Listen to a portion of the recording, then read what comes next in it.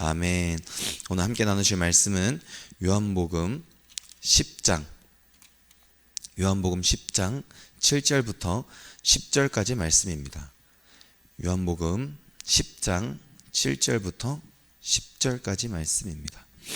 우리 함께 교독하도록 하겠습니다.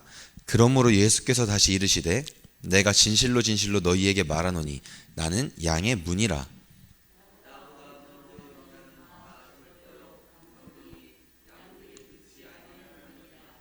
내가 문이니 누구든지 나로 말미암아 들어가면 구원을 얻고 또는 들어가며 나오며 꼴을 얻으리라.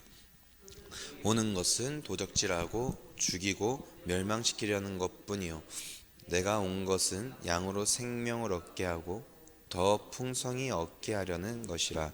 아멘. 오늘 7절부터 10절까지 말씀을 보면 예수님과 또 절도요, 강도요라고 하는 부류가 나옵니다. 예수님께서는 나는 양의 문이라 말씀을 하셨고, 절도, 강도는 예수님보다 먼저 오며 그들은 오는 목적이 그 구원이 아니라 죽이고 멸망시키는 것이다 라고 기록이 되어 있습니다. 그러면서 예수님은 그러면 양의 문인데 누구냐? 예수님은 구원을 주시고 꼴을 주시는 분, 양이 생명을 얻게 하고 더 풍성히 얻게 하려고 오신 분이라고 기록이 되어 있습니다. 어제 우리가 예수 그리스도에 대해서 함께 나눠봤어요. 그렇죠? 예수 그리스도만이 우리의 길이요 진리요 생명이다. 예수님만이 우리의 목자 되신다라고 저희가 어저께 나눴습니다. 근데 예수님께서 그분만이 우리의 목자가 되시는데 오늘 양의 문이다라고 7절에서 말씀을 하신 것 또한 마찬가지 맥락에서 기록이 되어 있는 것입니다. 양의 문, 어저께 혹시 기억이 나실지 모르겠는데 우리가 있는데 그 우리는 공동으로 사용하는 우리였죠. 그 우리의 목자들이 각자 자기의 양들을 찾으러 가서 부르는데 문이 몇 개라 그랬죠? 하나라고 말씀을 드렸죠. 그 하나인 문, 그 문이 바로 오늘은 예수 그리스도다라고 이야기하고 있는 것입니다. 어저께는 목자라고 이야기를 나눴었어요. 그 목자가 그 우리 안에서 양을 불러내는데 그 음성을 듣고 양이 따라 나온다. 양이 뭘 듣고 따라 나가냐? 음성. 누구의 음성? 목자의 음성을 듣고 따라 나간다라고 나눴습니다. 그런데 오늘은 그 양의 문이라는 거예요. 양의 문은 하나밖에 없습니다. 구원으로 인도하는 문, 하늘나라로 들어가는 문, 그 문은 오직 예수 그리스도뿐이라는 것을 다시 한번 강조하고 계세요. 그런데 이 10장 전체를 보면 계속 비교가 되는데 예수님과 그 다음에 강도, 절도가 비교가 계속돼요. 그러니까 이리 때가 오면 도망가는 사꾼 목자, 그리고 예수님이 아닌 그 다른 누군가가 양들을 이끌어내는 그 문으로 들어가지 않고 울타리를 넘어서 들어오는 자들, 절도요, 강도, 예수님보다 먼저 오는 자들, 늦게 올 수는 없어요. 왜냐하면 예수님이 이제 다시 오시면 모든 것이 끝이 나니까. 근데 예수님의 때가 아니라 예수님의 때보다 먼저 오는 자들이 있는데 그들이 절도요, 강도라고 이야기를 하고 있습니다. 그런데 제가 이 오늘 본문을 보면서 이렇게 계속 비교가 되는데 이 비교는 성경 전체에서 끊임없이 비교가 되고 있어요. 예수님과 예수님을 믿지 않는 자들. 그런데 오늘 10장에서는 저는 오히려 비교할 때 예수님은 이런 분이고 그 다음에 절도요 강도는 저런 사람이야 라고 이야기하는 것보다 오히려 어떤 느낌을 많이 받았냐면 10장에서 보면 예수님은 이런 분인데 예수님을 믿지 않는 자들은 참 악한 사람들이잖아요. 그러니까 이리 때가 오면 도망가는 자들이란 말이에요. 탈취하고 죽이고 멸망시키려고 오는 사람들이란 말이에요. 그런데 이 사람들의 이야기를 보면 볼수록 묵상하면 할수록 누가 자꾸 부각이 되냐면 예수님이 점점 더 부각이 되고 그 다음에 예수님이 점점 더 강조가 되는 느낌인 거예요. 그러니까 절도요 강도 이 사람들이 분명히 있는데 예수님께서 이 사람들을 이야기하고 싶으신 것 같기도 하지만 그보다 더 크게 우리가 보면 예수님이 그래서 더욱더 강조가 되는 것 같다는 말이죠. 예수님은 그럼 어떤 분이냐? 구원을 주시는 분. 예수님은 어떤 분이냐? 꼴을 주시는 분. 예수님은 어떤 분이냐? 우리를 더욱 풍성히 하는 분이라는 이야기를 더욱더 크게 쓰고 싶었던 것 같아요, 요한이. 예수님은 이런 분이야. 우리가 지금까지 믿던 하나님은 우리가 지금 조금 잘못 알고 있는 부분들이 많이 있었어. 그런데 예수님, 진짜 하나님이 오셔서 당신을 소개하기 시작하는데 그분은 어떤 분이냐면 우리를 진짜로 구원시키실 분이야. 그분을 통해서만 우리는 천국에 들어갈 수 있어. 그분만이 우리의 목자 되시는 거야. 이렇게 예수님을 강조하고 있는 것 같은 본문의 이 구조가 참 많이 느껴지기도 합니다. 예수님께서 양의 문이다 라고 그런 기록을 하실 때 예수님은 그 양의 문인 이유가 구원과 꼴을 주는 것과 더욱더 풍성히 하는 것이다 라고 기록을 하셨는데, 더욱더 풍성히 하는 것이다가 가장 마지막에 나와요. 처음에 그들에게 구원을 주고 꼴을 주고 생명을 얻게 하고 그 다음에 더 풍성히 하게 하려 함이다 라고 기록이 되어 있습니다. 이게 10절의 말씀인데 오늘 이 10절을 중심으로 해서 말씀을 나누고자 합니다. 더 풍성히 한다, 더 풍성히 한다라는 뜻을 제가 이제 사전으로 찾아봤어요. 그러니까 넉넉히 하고 아주 풍성하게 한다라는 뜻이래요. 넉넉하고 많다라는 의미가 사전적인 의미인데, 넉넉하고 많은데 그것이 넉넉하고 많음보다 더, 앞에 더를 붙였어요. 10절에 보면 더 풍성히 얻게 하려 함이라. 우리가 있는 중에서 더하면 풍성하다라고 말할 수 있는데 언제 우리가 더 풍성하다라는 말을 쓰죠? 넉넉하고 많음 중에서 더 넉넉하고 많을 때 우리는 더 풍성하다라고 우리가 보통 말을 하죠. 근데 제가 이 더 풍성하다라는 의미를 이렇게 조금 다르게 한번 해석을 해봤습니다. 우리가 있을 때는 풍성하다는 것을 우리는 느껴요, 그렇죠? 그런데 우리는 풍성하다라는 것을 느끼지 못할 때가 있죠. 언제 풍성하다고 못 느끼죠? 어느 때에? 너무 어려웠나요? 없으면 풍성하다고 못 느끼죠. 네, 우리가 있을 때, 넉넉할 때는 풍성하다고 느끼는데 없을 땐 풍성하다고 못 느껴요. 그런데 더 풍성하다는 의미는 없을 때에도 우리가 풍성함을 느낄 수 있다면, 우리가 있는 중에 풍성함을 느낄 수는 있어요. 그런데 있는 중에 더 풍성함을 느낄 때는요, 사실 그 정도의 차이가 있겠지만 우리가 잘 느끼지를 못해요. 왜? 지금도 충분히 많으니까. 지금도 넘치는데 더 풍성해지는 것을 어떻게 느낄 수가 있겠어요? 그런데 우리가 삶을 살다가 우리가 지금 좀 부족할 때 있잖아요. 우리가 지금 좀 없을 때 있잖아요. 우리가 궁핍할 때 있잖아요. 그때 풍성함을 느낄 수 있다면 그 풍성함은 정말 더 풍성함 아닐까요?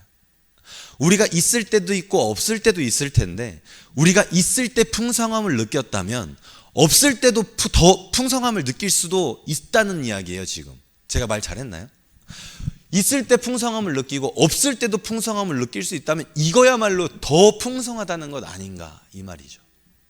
우리가 예수를 믿을 때, 우리가 예수님을 믿는다고 고백할 때 우리는 더 풍성합니까? 예수님께서는 지금 우리를 위해서 십자가에 달려 돌아가시기 위해서 이 땅에 오셨어요. 근데 그 목적이 무엇이냐면 우리를 구원은 시키시고 우리에게 꼴을 주시고 우리에게 생명을 얻게 하기 위함이다 라고 하면서 마지막에 더 풍성히 얻게 하려고 이 땅에 오셨다고 말씀을 하셨어요. 그러면 구원이라는 것, 꼴을 준다는 것, 생명을 줬다는 것, 이거는 다 과거예요. 지금 우리를 구원시켜 주셨어요. 그렇죠? 우리에게 꼴을 주셨어요. 지금도 주고 계시고, 그리고 우리에게 생명을 이미 주셨습니다. 그럼 이제 우리는 더 풍성해져야 되는 거예요. 하나님 안에서 더 풍성해져야 하는데 우리는 그냥 풍성이 아니라 더 풍성해져야 된다는 것이죠. 그럼 정말 우리는 더 풍성해지고 있습니까? 우리는 하나님 안에서 이제 더 이상 부족함이 없습니까? 우리가 하나님 안에서 정말 구원받은 자들로서의 더 풍성함을 누리고 있느냐, 이 말인 거죠.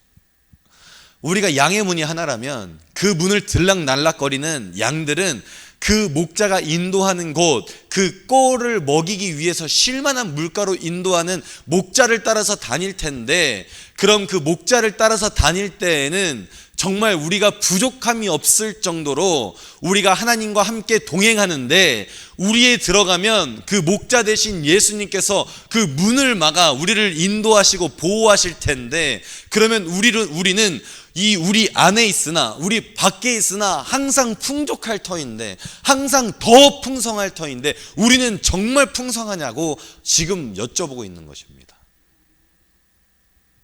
아니면 우리는 아직까지 더 풍성함을 누리고 있지는 못하시지는 않습니까? 우리가 더 풍성하려면 조건이 있죠.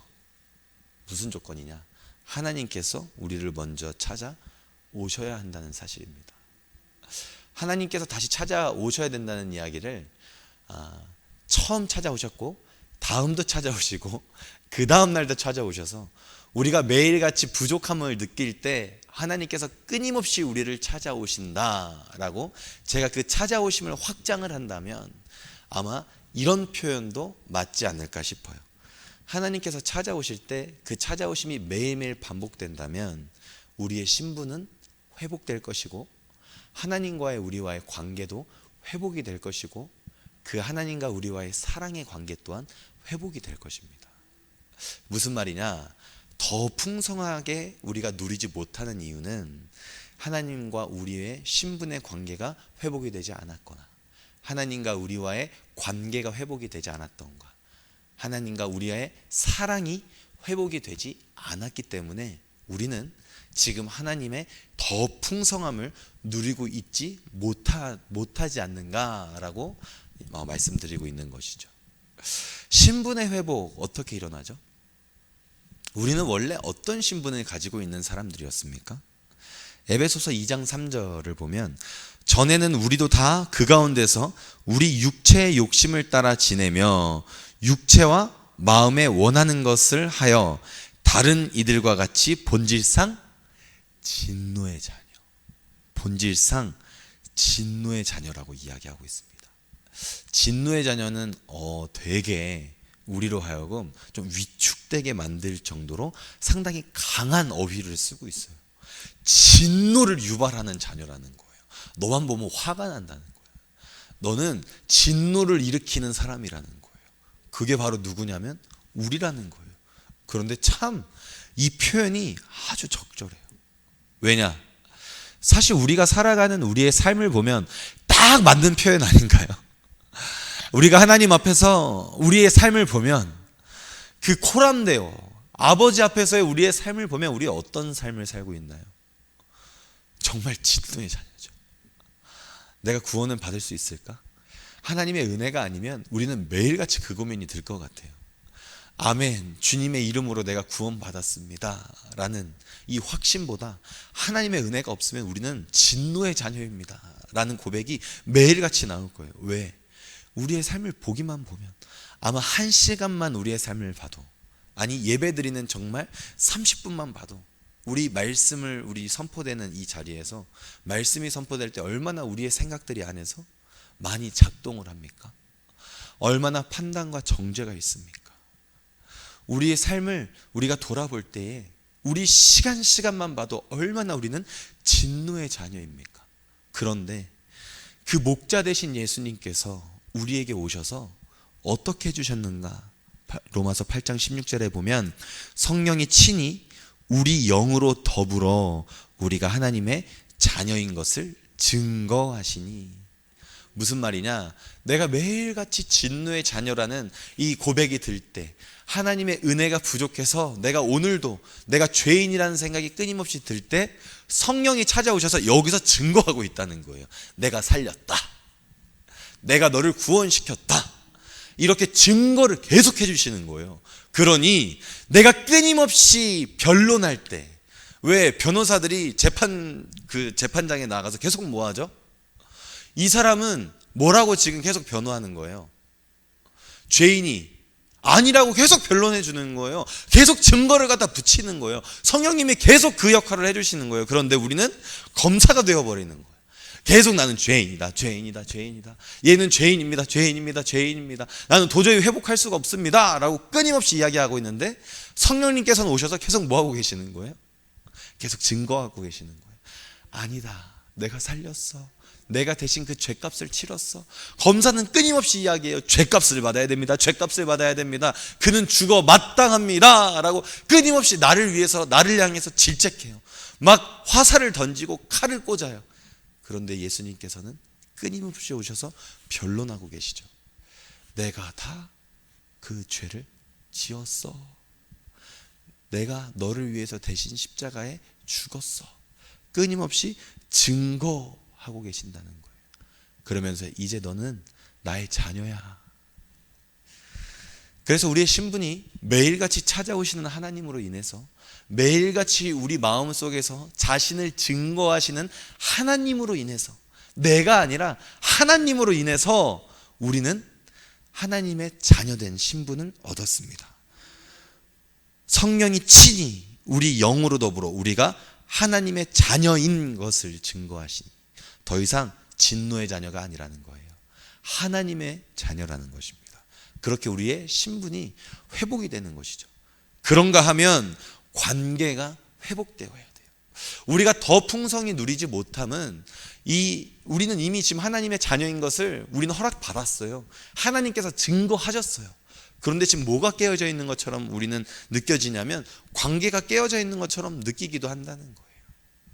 에베소서 14장 20절에 의하면 그날에는, 요한복음 14장 20절에 의하면 그날에는 내가 아버지 안에, 너희가 내 안에, 내가 너희 안에 있는 것을 너희가 알리라.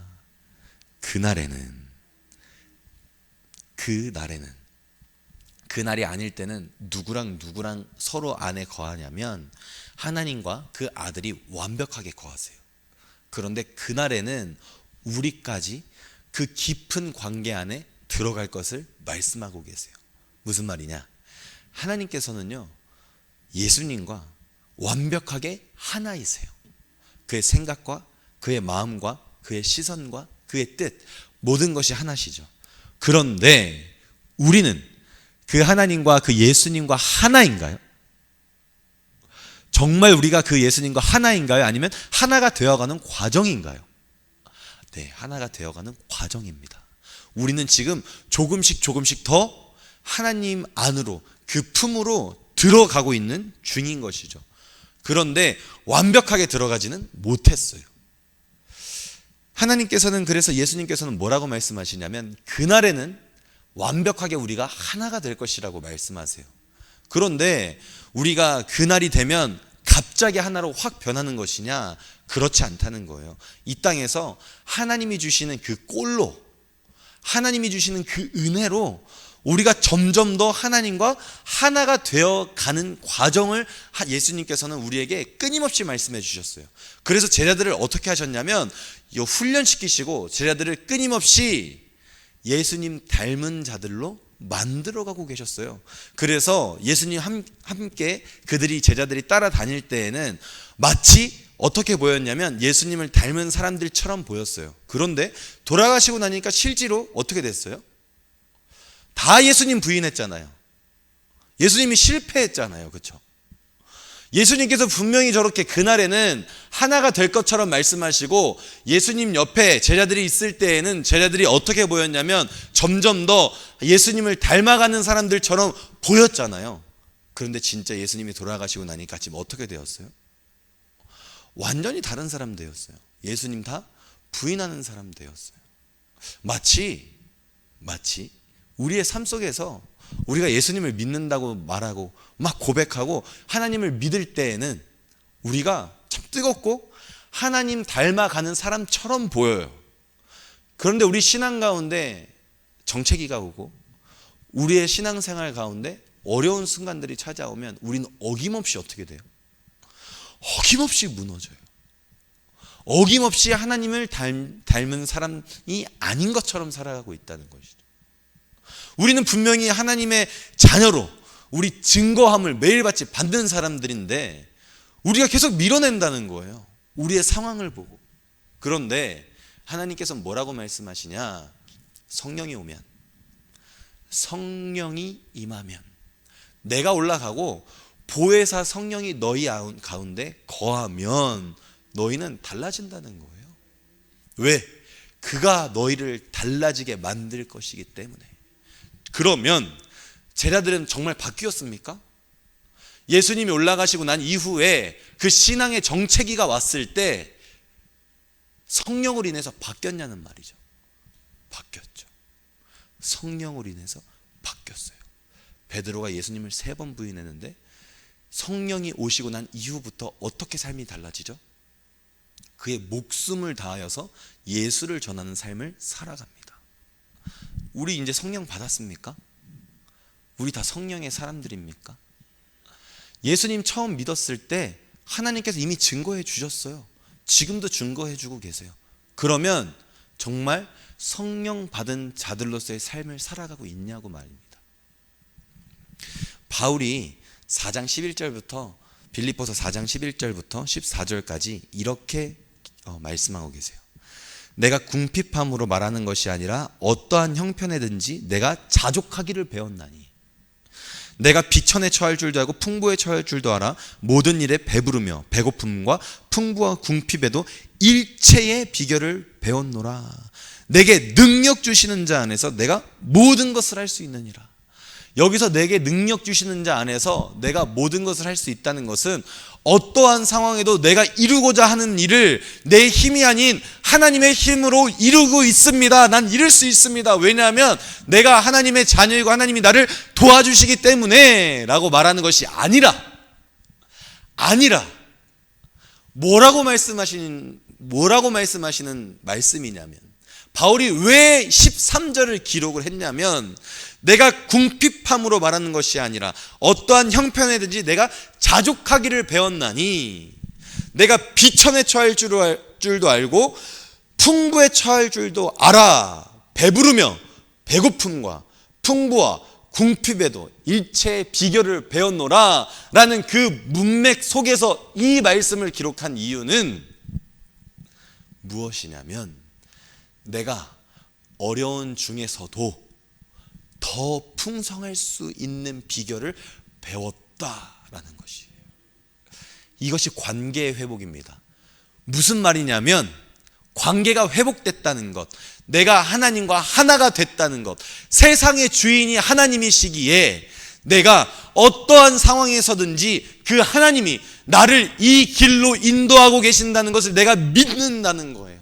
내가 어려운 상황 속에서도 하나님이 그 길로 나를 보내셨기에 내가 더 풍성해질 수 있다는 이야기고, 내가 배고픔에도 불구하고 하나님께서 나에게 배고픔으로 인도하셨으나 그러나 아버지께서는 나의 가장 필요한 그 나도 알지 못하는 필요를 하나님께서 채워주실 줄을 내가 믿기에, 그리고 그 삶을 경험하기에 내가 어려운 상황 속에서도 더 풍성할 수 있는 그 일체의 비결을 배웠다고. 그래서 내게 능력 주시는 자 안에서 내가 더 풍성함을 누릴 수 있다고 고백하는 문장이 바로 4장 13절입니다. 내 뜻대로 삶이 사라지지 않습니까? 내 계획대로 안 됩니까?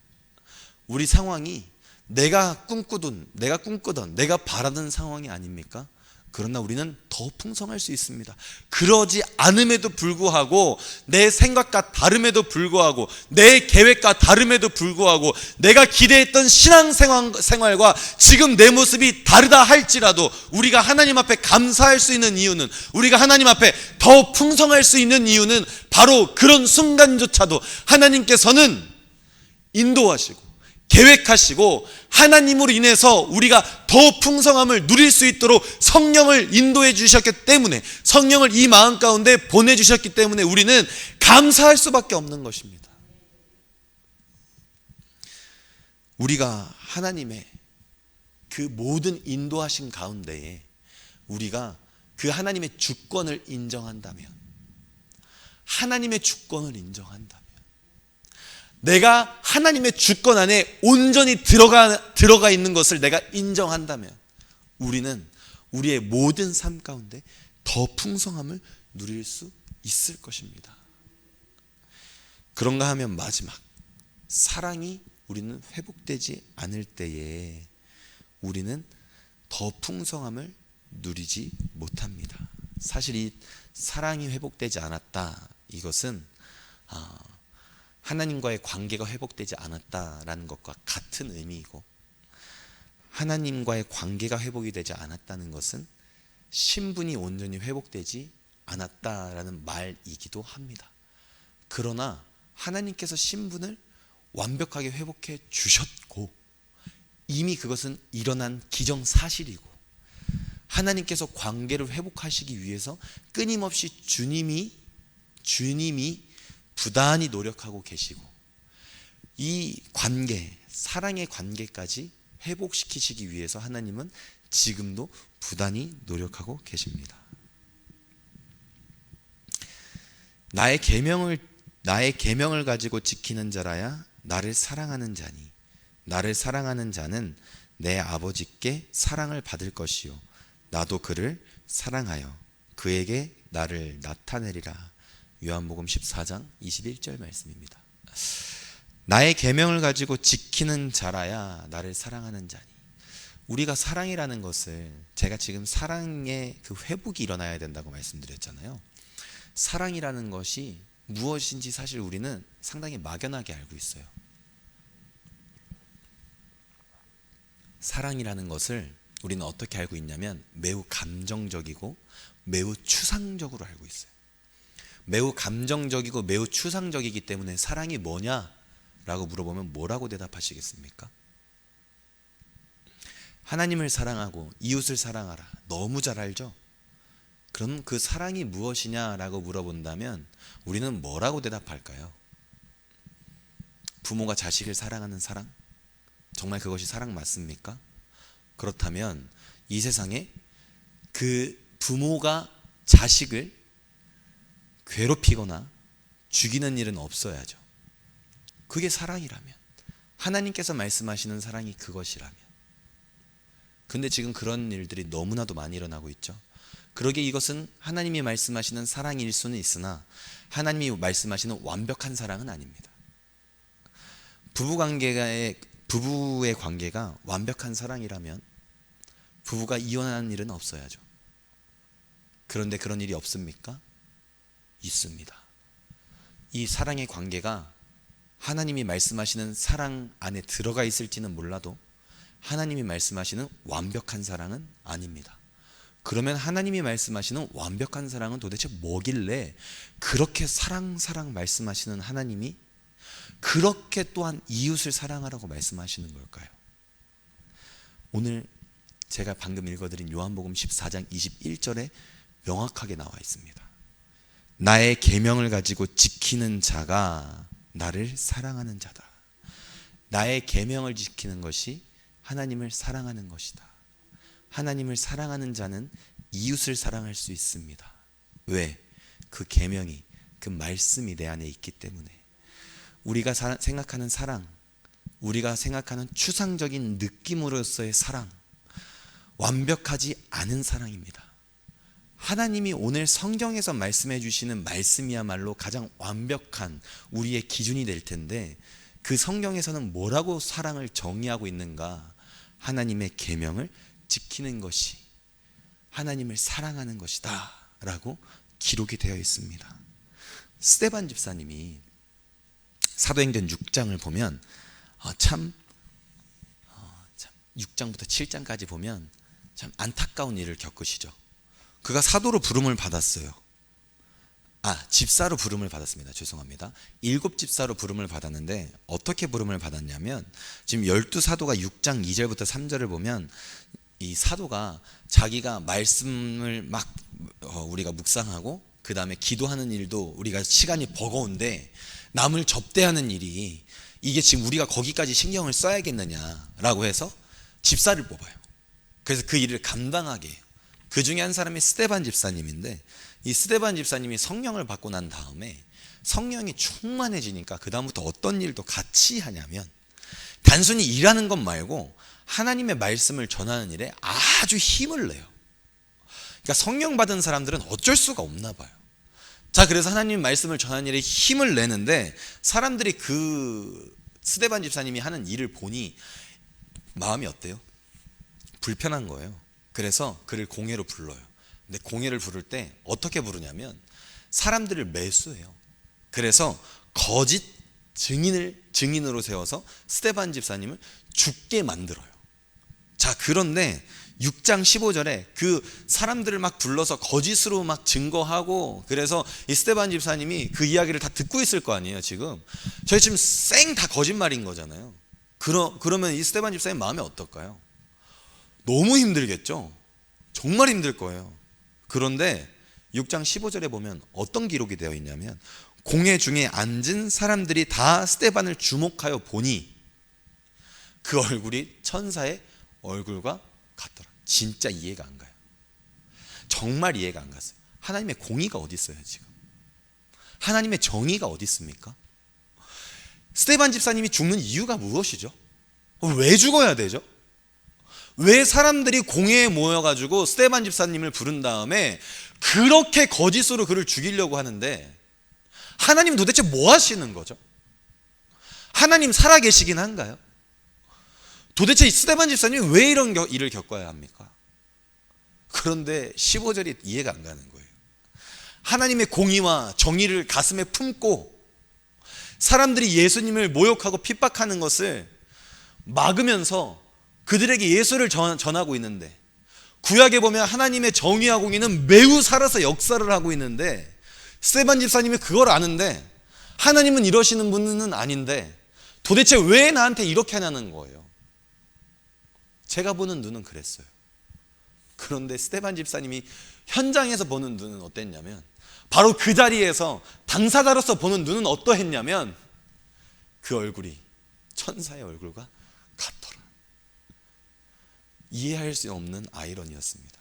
저에겐 도저히 납득이 안 됐어요. 그런데 스데반 집사님이 그 얼굴이 천사의 얼굴과 같았던 이유는 단 한 가지였죠. 제가 생각하는 하나님의 공의와 정의까지 다 내려놓은 거예요. 왜? 그것은 나의 공의와 정의였기 때문에. 분명히 말씀에서 찾았거든요. 분명히 성경에서 찾았어요. 하나님은 정의로우신 분이시고 하나님은 공의로운 분이셔서 악한 것을 심판하시는 하나님이지만 심판 후에 다시 살리시는 하나님이 하나님의 정의와 하나님의 공의라고 생각을 했는데, 하나님께서는 뭐라고 지금 스데반 집사님에게 말씀하셨던 것 같냐면, 야, 스데반 집사야, 그것까지 다 내려놔라. 왜냐하면 지금 너에게 일어나는 일조차 내가 허락한 거야. 너는 거기서 하나님의 말씀을 증거하기만 하면 된다. 그래서 스데반 집사가 이 문장 다음에 6장 15절 다음에 어떤 일들이 쭉 기록이 되냐면 하나님을 증거해요. 그래서 하나님을 쭉 증거를 하고 마지막에 7장 59절부터 60절을 보니, 저희가 돌로 스데반을 치니 스데반이 부르짖어 가로되 주 예수여 내 영혼을 받으시옵소서. 뭐 때문에 한 건가요? 이 문장을 보면 뭐 때문에 그렇게 하는 건지 명확하게 아시겠죠? 누구 때문에 지금 이 고초를 겪으면서 모든 것을 내려놓고 말씀을 전하고 지금 목숨을 다했죠? 예수 때문에. 주 예수여 내 영혼을 받으시옵소서. 주 예수여, 내가 주님을 보고 지금 말씀을 전했습니다. 주 예수여, 내가 나의 모든 것을 내려놓고 오직 예수 한 분만을 전했습니다 라고 스데반 집사님이 말씀하고 계시는 것입니다. 무릎을 꿇고 크게 불러 가로되 주여 이 죄를 저들에게 돌리지 마옵소서.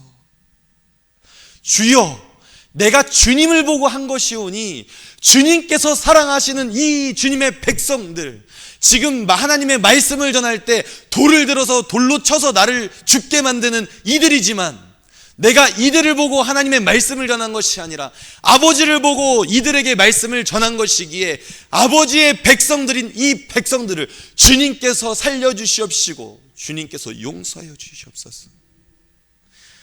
이것이 바로 사랑의 회복인데, 하나님의 계명으로 인한 사랑의 회복입니다. 왜? 하나님께서 십자가 지라고 말씀하셨잖아요. 그리고 나를 따르라 말씀하셨잖아요. 그래서 오늘 10장 1절부터 6절까지 말씀에 양들은 목자를 따른다면서요. 그 음성을 듣기만 들으면 따라온다면서요. 지금 스데반은 들은 거예요. 뭐를? 목자의 음성을 들은 거예요. 그리고 지금 어느 문으로 통과한 거죠? 양의 문으로 통과한 거예요. 그리고 예수님이 지금 어디로 가시죠? 낭떠러지로 가시는 거예요. 죽으러.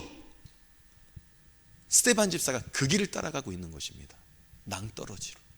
왜? 예수님께서 나를 따라오라 말씀하셨으니까. 그래서 죽기까지 말씀을 전한 거죠. 그런데 스데반 집사님이 이 마지막 문장을 보면 예수님께서 낭떠러지로 떨어지고 나서, 표현이 그런 거지, 십자가에 달려 돌아가셨잖아요. 그리고 나서 어떻게 하셨죠? 부활하셨죠. 스데반 집사님이 그 길을 따라가서 죽은 거예요. 그런데 표현이 이렇게 되어 있어요. 맨 마지막에 잔이라 다시 일어날 거라는 말입니다. 끝이 아니라는 이야기죠. 그러기에 스데반 집사님은 온전히 예수의 길을 따라갔고 자기의 모든 것을 내려놓고 하나님의 말씀을 전하면서 그들을 사랑했는데, 하나님을 사랑했기에 이들을 용서해 달라고 기도하면서 이웃을 사랑하는 증거를 보여준 거죠. 그들을 위해서 그들에게 복음을 전하다가 죽은 거예요. 이것이 하나님 사랑, 이웃 사랑입니다. 이것이 사랑의 회복입니다. 우리의 감정의 회복이 아니에요. 감정이 사랑이 아니에요. 우리가 생각하는 추상적인 사랑이 사랑이 아니에요.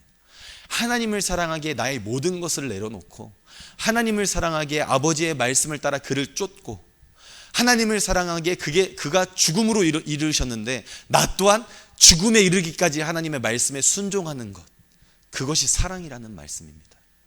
그리고 그 사랑의 끝은 바로 이웃을 사랑하는 것입니다. 왜? 하나님을 사랑하기. 말씀을 마치겠습니다. 오늘 제가 이 관계, 세 가지 관계의 회복에 대해서 말씀을 나누면서 이것이야말로, 이 관계가 회복되는 것이야말로 우리가 하나님께서 말씀하신, 예수님께서 말씀하신 더 풍성함을 누리는 것이다 라고 말씀을 드렸습니다. 그리고 이것을 제가 다른 말로 한 번 더 바꾸고 싶은데 이 말로 바꾸고 싶습니다. 이것을 한마디로 정의하면 하나님의 형상을 회복하는 것입니다. 이것이야말로 하나님과 완벽하게 하나, 온전히 내 마음 가운데 하나님의 형상을 회복시키는 것인 거죠. 이 세 가지의 관계, 하나님과의 그 신분의 관계, 그리고 또 하나님과 나와의 관계, 그리고 마지막으로 사랑의 관계, 이 세 가지 관계가 우리가 회복될 때 우리는 더 풍성해질 것입니다. 마지막으로 오카는 목사님께서 당신의 저서에서 이렇게 한 2장 정도의 내용을 제가 이제 요약해서 마무리를 하고 싶은데요. 사람이 살아가는 그 생명에는요, 질이 있대요. 양과 질을 말할 때 그 질이 있는데 어떤 질이 있냐면, 참 이 표현이 마음에 와닿았어요. 예수 믿는다고 다 똑같은 삶을 살아가는 건 아니라는 거예요. 예수 믿는다고 다 똑같은 생명을 갖고 살아가는 건 아니라는 거예요. 물론 여기서 말하는 생명, 하나님의 생명은 무조건 다 동일한 생명일 텐데 그 생명을 살아내는 그 질에 있어서 차이가 있다는 거예요. 어떤 차이냐? 이렇게 비유를 하셨습니다. 병원에 누워서 산소호흡기를 꽂고 있는 사람도 생명은 붙어 있다는 거예요. 나이가 많이 들어서 숨만 붙어 있는 어르신들도 생명은 있다는 거예요. 그런데 이런 생명을 갖고 있는 사람들도 있다는 거예요. 갓 태어난 아기가 이제 막 뭘 배운 거예요. 걷는 것도 배우고 움직이는 것도 배우고. 그럼 그 활동력이 어떨까요? 그 에너지가 어마어마하겠죠. 우리 애기들 보면 알잖아요. 그렇죠? 청년 때 얼마나 힘이 넘칩니까? 그 힘을 다 진짜 주체를 못해서 다 쓰지를 못해서 막 남아 돌잖아요. 이 두 가지를 비유를 하시면서 우리는 어떤 신앙의 그 생활을, 어떤 신앙의 질을 영위할 거냐라고 물어보시더라고요. 생명을 얻었어요. 우리 하나님을 다 만났어요. 그런데 다 똑같은 삶을 살지는 않는다는 거예요. 분명히 누구는 하나님을 만났는데요, 산소 호흡기를 꽂고 있는 것 같은 간신히 하나님 이제 막 만나가지고 진짜 구원만 기다리고 있는 그 힘이 없는 삶을 살아가는 사람이 있는가 하면 정말 그 에너지를 가지고 그 에너지를 분출하면서 하나님이 주신 그 사명을 감당하는 사람이 있다는 것이죠. 우리는 어떤 삶을 살기 원합니까? 하나님 한번 택하셨으면 건지실 거예요. 그것은 누구도 부인할 수가 없습니다. 그런데 정말 진짜 헐떡거리다가 하나님께로 가시고 싶으십니까? 아니면 하나님의 형상을 회복함으로 정말 하나님의 능력을 경험하고 체험하고 그 하나님의 능력을 전하며 살아가는 주님의 백성들이 되시겠습니까? 우리는 다 후자로 하나님의 더 풍성함을 우리가 누리며 우리가 그 살아내며 하나님 보시기에 아름다운 주님의 백성들이 되기를 간절히 소망합니다. 다 함께 기도하시겠습니다. 하나님,